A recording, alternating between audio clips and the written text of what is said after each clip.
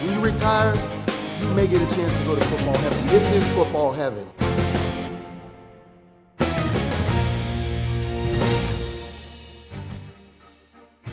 Hey guys, welcome to The Mission. I'm your host, JAMIR HOWERTON. And as always, we have a great show for you as we continue to learn about the rich stories of commitment, integrity, respect, and character from our unique guests throughout the month of May with Hall of Famer ties. Today's guest is Adrian Lunsford.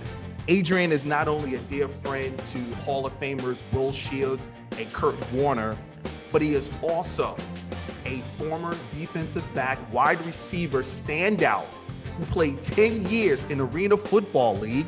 He is the founder of bdocsports.com. Like I said, guys, not only have our guests are rocking it in the boardroom, but they're doing some amazing work out in the field. And Adrian will get all into it. He's doing some phenomenal work with young student athletes across the country. But more importantly, he is the pride of the University of Iowa Wesleyan, where he graduated from. Without further ado, please welcome to The Mission, Mr. Adrian Lunsford. Adrian, welcome, sir.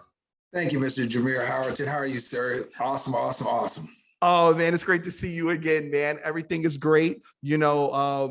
I know we're going to get into talking about Will and Kirk and all the amazing work that you're doing with BDoc Sports. I got a chance to talk to Will. Will was here probably a week ago where we did an amazing lunch and learn, and he told me about some things that you guys are doing together that we'll get into later, and we'll have, see how our viewers can learn more about it. And if they want to be a part of the programs, they can. But first and foremost, man, I want to go back. We got to go back to the essence, because you're a man that played on the gridiron. As I said, you spent 10 years in Arena Football League. So it didn't start there. It started way back when. So let's go back, man, and talk about those life lessons that you learned on the gridiron that you carry with you to this day. Well, the first thing is that, I always talk about when I started football, very young age, and it wasn't about, I was the smallest kid on the team, always, everywhere I went. And it was never about the size of the dog that was in the fight, but it was the fight that was in the dog. And that's how you got the 1992 Q Dog. That's where it came from. That's what got me started right there, is knowing that you had to have that fight. And when you lined up against other athletes, it was who dog's the meaner, who dog was the meaner. You had to be. And I took on, which led into my company, which we'll later talk about, is the bow down or compete. Because whenever you lined up in front of someone, you didn't look across and say how big they were. You lined up and you knew that you were either going to bow down to them or you were going to compete. And I always chose to just compete. So it stuck with me, and it always has stuck with me, and it will stick with me, that when you line up against somebody, you better be ready to compete. Adrian, I mentioned how you are the pride of the University of Iowa Wesleyan. Let's talk about your education and what you studied there and how that's helping you now in your career.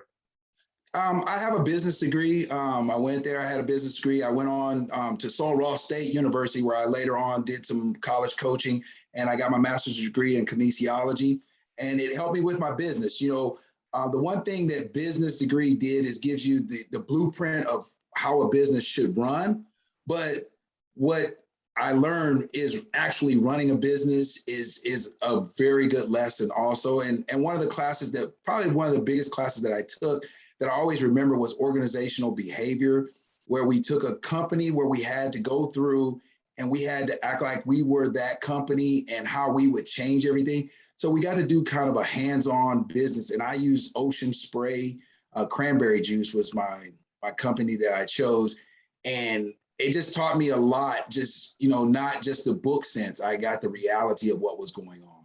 That's amazing. That's amazing, man. And, you look back from Pop Warner to junior high, high school, and even college, and even, your time of working in the Arena Football League. Who are some of those mentors that mentored you along the way, that helped you, that guided you in your career? Well, as everybody knows, that's around sports, it takes a village to run to get a good athlete. But it all started with my mother, honestly and truly. And I'm not saying that to be cliche. My mom worked every day. She raised 2 boys by herself.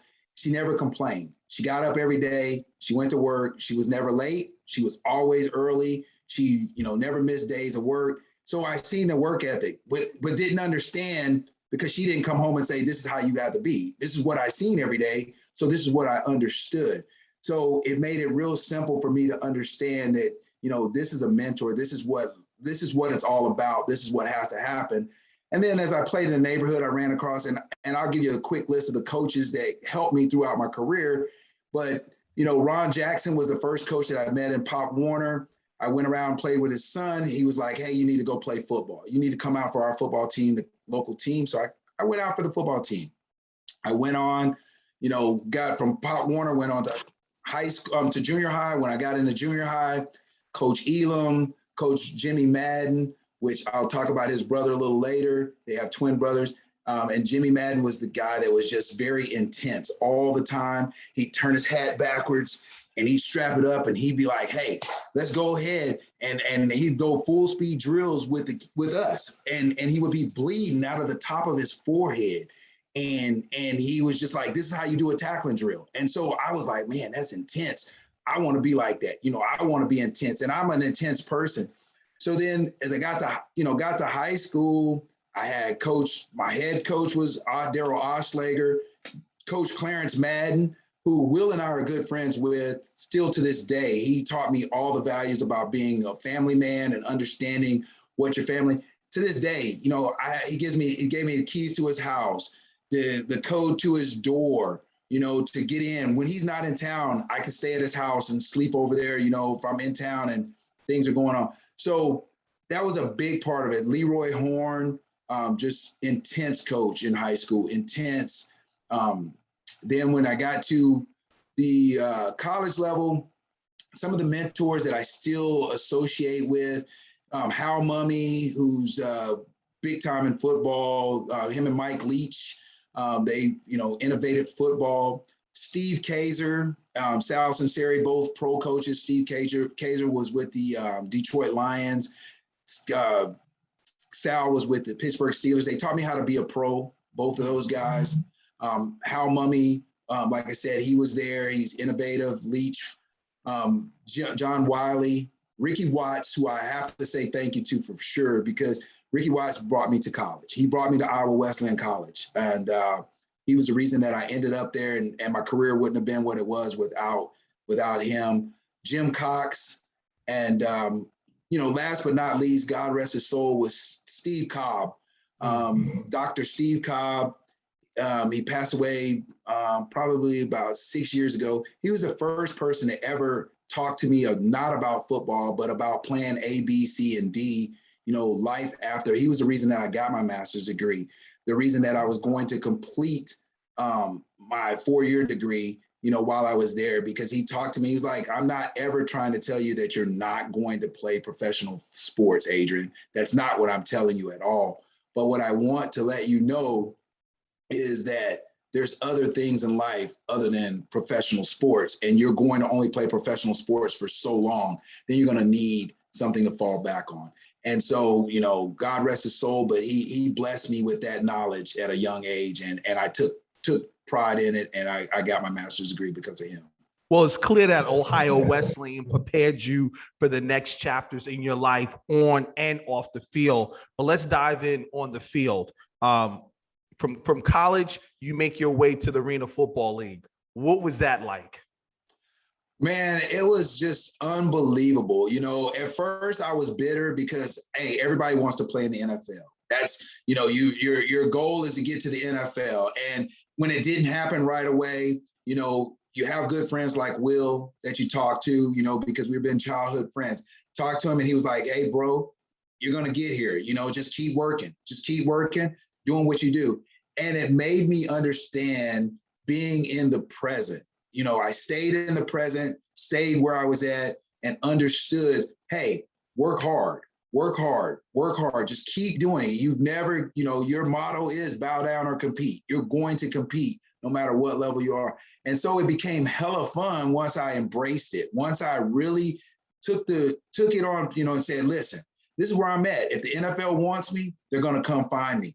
If they don't want me, I'm making good money here. I'm making a living. I'm providing for my family. I got an education. I've already got a succession plan if this doesn't work out. So it made me understand that you're in the present, you're here and now, go out and make the best of what you got. Next thing I know, I look up, 10, 11 years later, I'm still playing football, still getting paid to play and enjoying it, and never once do I look back now and go, man, I wish I'd have done it different.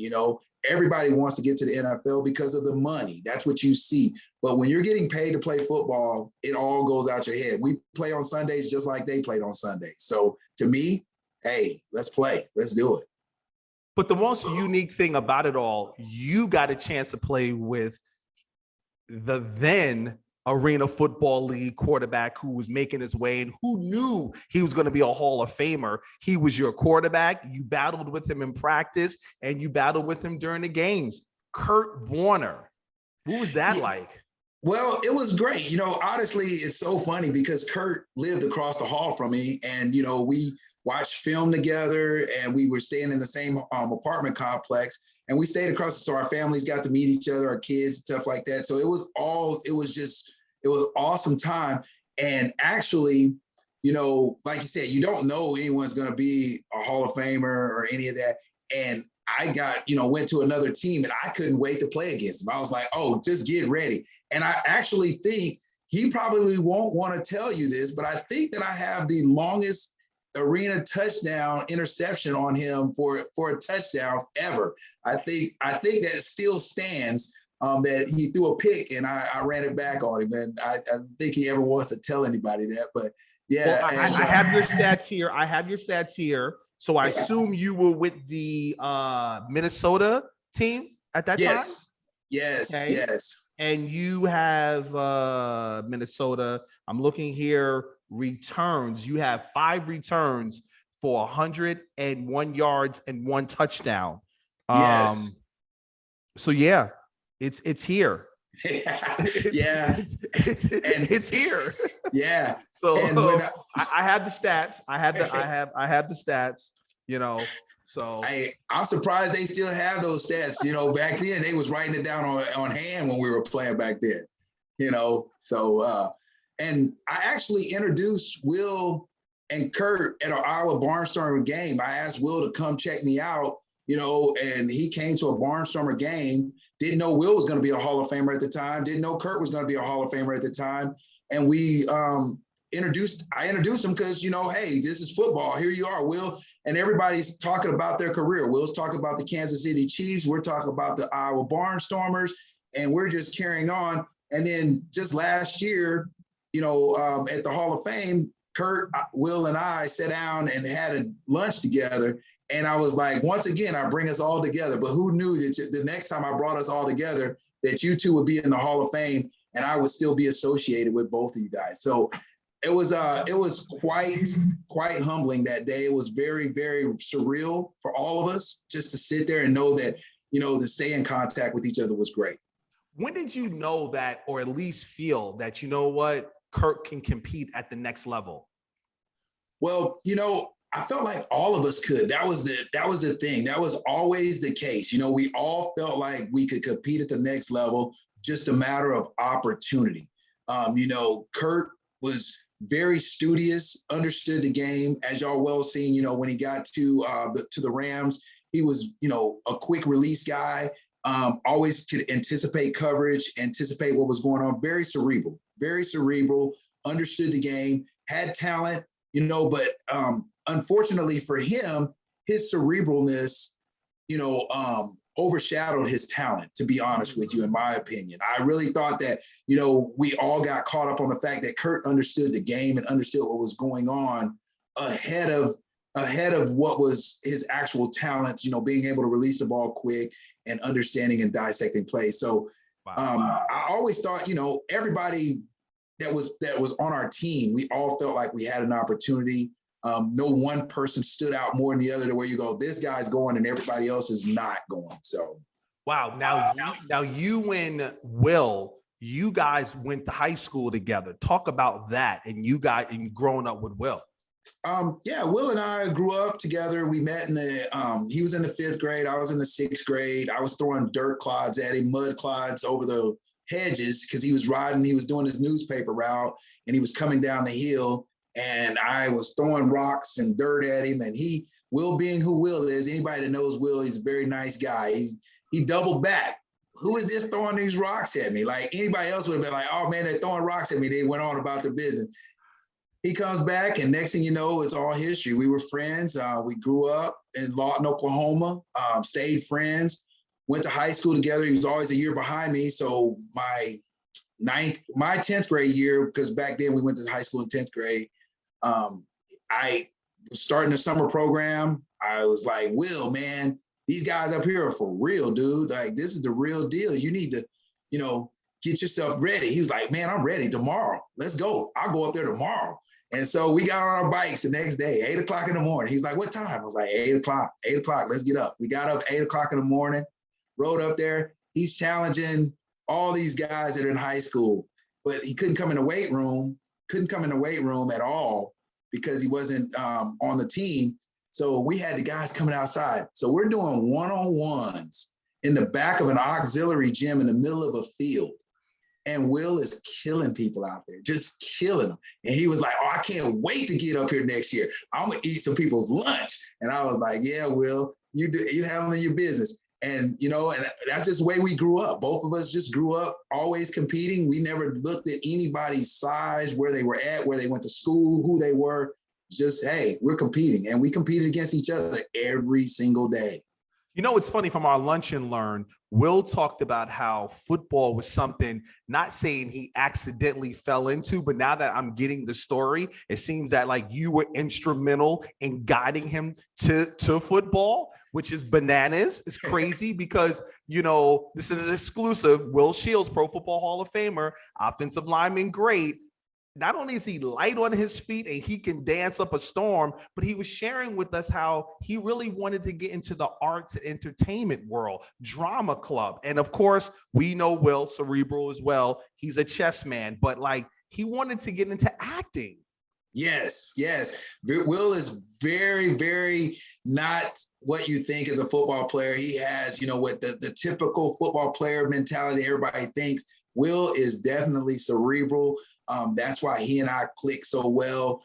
I'm a thinker, but I'm I do act a little bit more out than he does, but his mind works that way. It works in ways that he thinks things through and he can sing really well. I don't know if he's ever sang for you guys. If you guys I didn't know that. Yeah, get him to sing. He can sing really well. I don't know, he can sing, he can dance. Wow. He's very, very, very, can do it all. He's very artsy. He can do it all. You mentioned coming back here to Enshrinement and having lunch with Will and Kurt. And before we transition, I have to ask you, man, because I always like to give shameless plugs, because I tell people all the time, in the beginning of our podcast, we have Marshall Faulk during his inception speech. And he says, if you've never been to football heaven, this is football heaven. But for yourself, someone who's played the game from Pop Warner to junior high, high school, college, and then go on and have a successful career within the Arena Football League for 10, 11, 12 years, what's it like when you come back to Enshrinement every year with your best friend, Will Shields? Man, I thank Will's family all the time for even allowing me to be the one that did his presentation. I tell everybody, I can't wear that gold jacket, but man, I feel like I'm a sleeve of that gold jacket every single time I come back. And, man, it is just so humbling. It's so incredible to sit and listen to the story. I can just listen to the stories that they tell consistently over and over. You're just listening to these guys talk and you're going, man, who would have known that this happened to this person? We're all traveling the same journey in football, but this person overcame this to still become this great. And to listen to those stories, it is just, it's unbelievable. I'm just in awe every time. And the crazy thing is, like I said, I play with Kurt, play with Will, And I played for John Elway, who owned the arena team. I played for him at the Colorado Crush.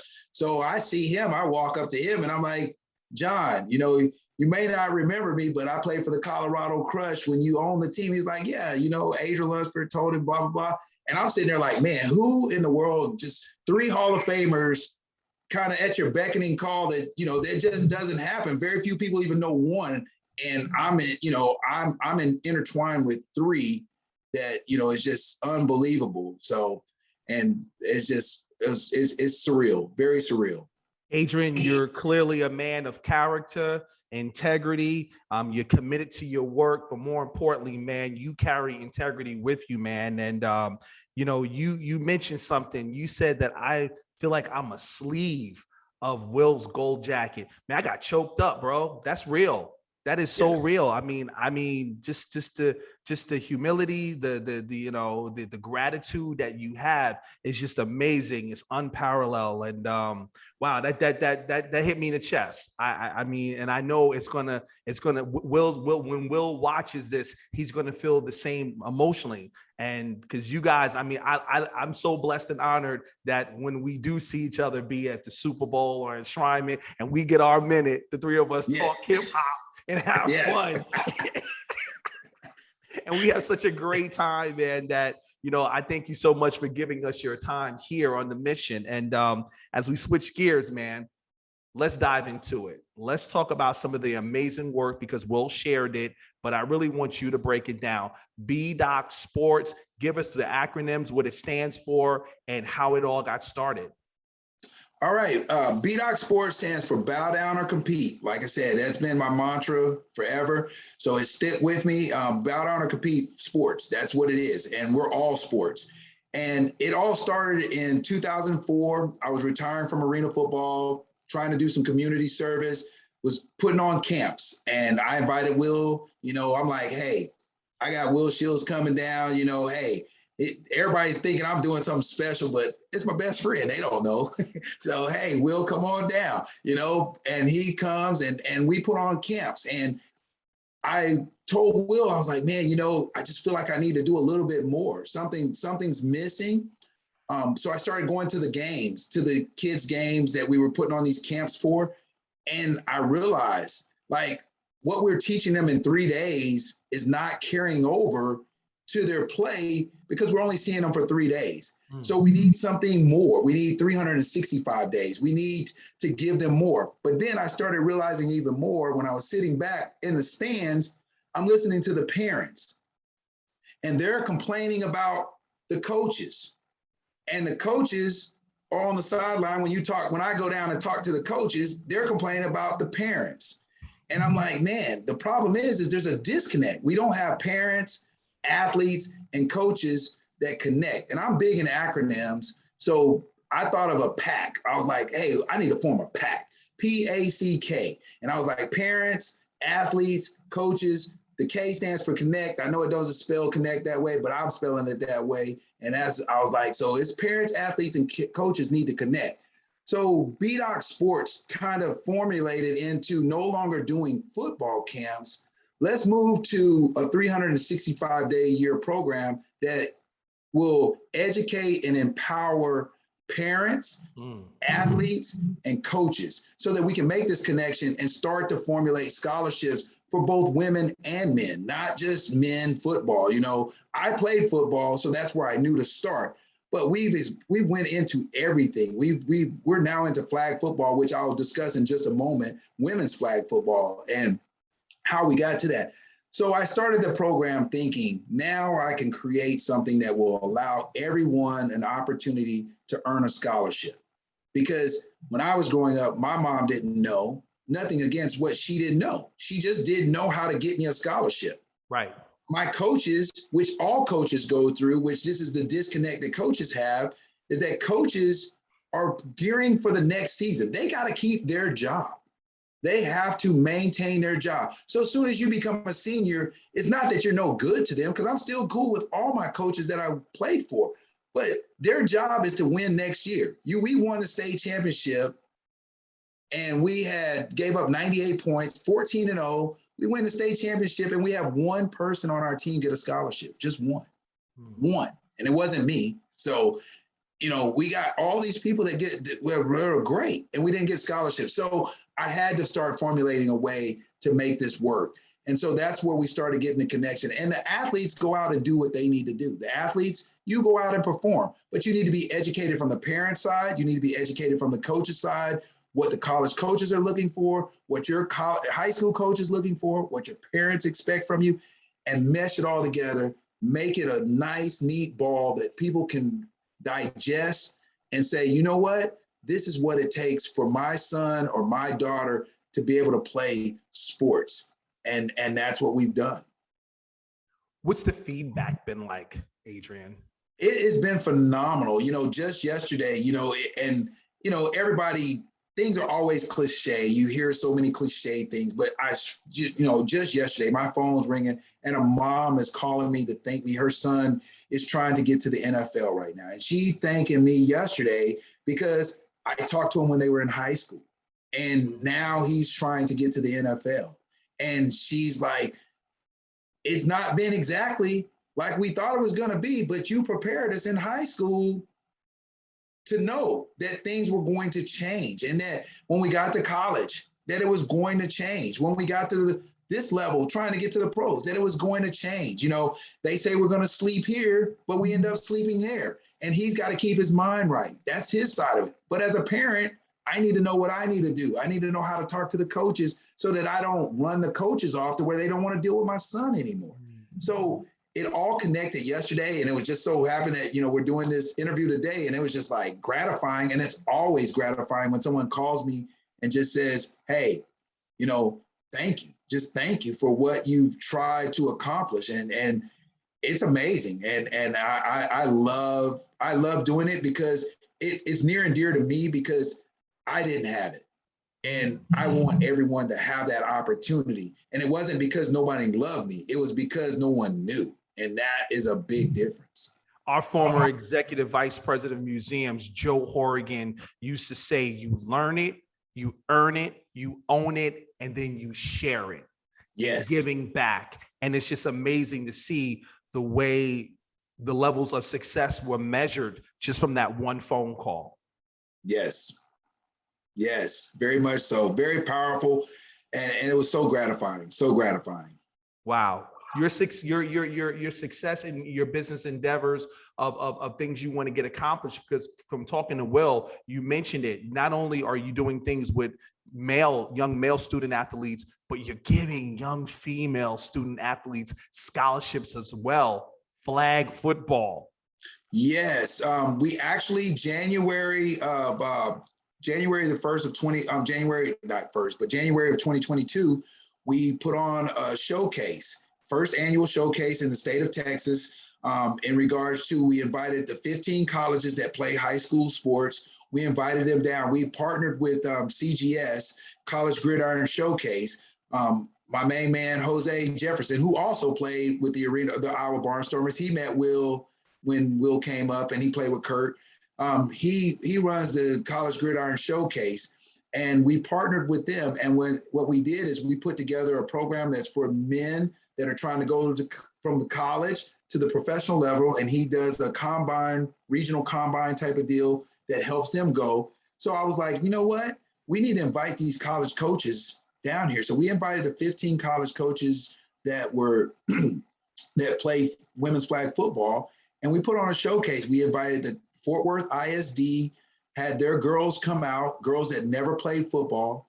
We put on a clinic for them and let the girls come out. We put together a simulation of a game and rotated girls in so that these coaches could see athleticism and see these girls run around and do the things that they need to see. And we had 3 girls get offered scholarships out of that day. So it was simply just ecstatic. I mean, thank you. I could not believe, it couldn't have been any more happier. Just the fact that we put it on, we showcased it, and we're actually June 10th, we're actually doing another event in Arlington High School in Fort Worth.